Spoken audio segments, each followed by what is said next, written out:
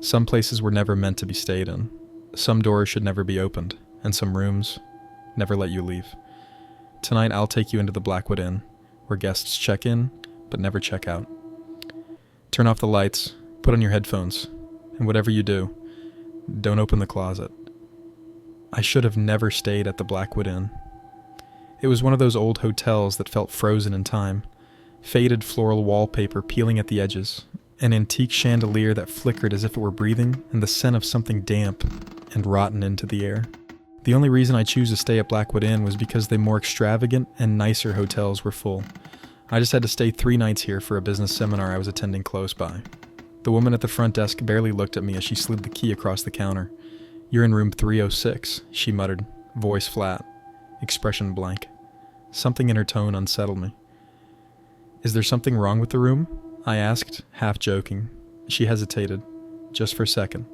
Then, in the same lifeless tone, she said, "Enjoy your stay." The elevator ride up was agonizingly slow, creaking and groaning with every floor. By the time I reached my room, a strange unease had settled in my stomach. As I turned the key to open the door, it swung open. The room had a dim yellow light. It felt eerie. The wallpaper was old and discolored. There were pictures of people on the wall that I have never seen before. I could tell this hotel was once vibrant, but became stale with time.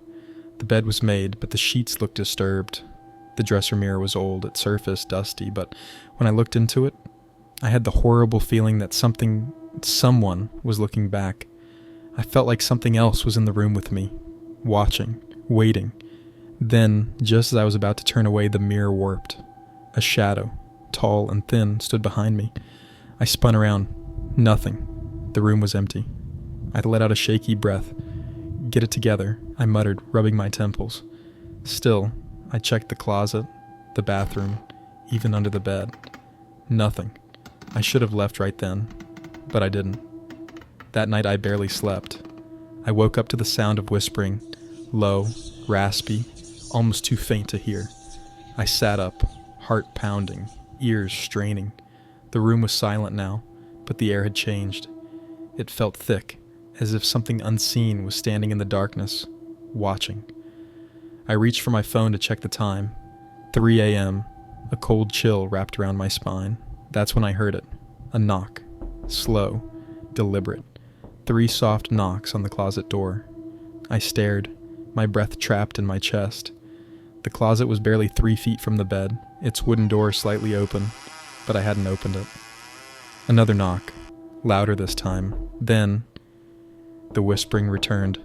But now, it was coming from inside the closet. My body refused to move, my pulse a hammer against my ribs.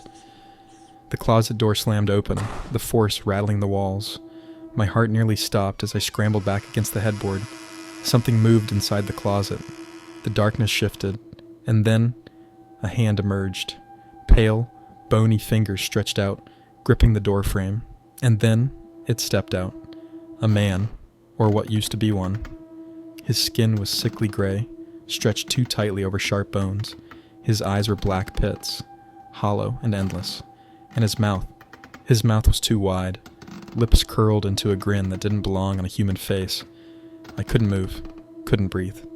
The thing tilted its head, jerking unnaturally. Then, in a voice like cracking bones, it rasped, "You took my room." The lights flickered violently. The walls groaned. The bed shook beneath me. And then, suddenly the ghost lunged. I screamed, throwing myself off the bed as the room plunged into darkness. The air felt thick, suffocating, the scent of decay wrapping around me like a shroud. I scrambled for the door, my fingers clawing at the handle. The whispering returned, right in my ear. "You can't leave." I ripped the door open and stumbled into the hallway, gasping. I didn't stop running until I burst into the lobby.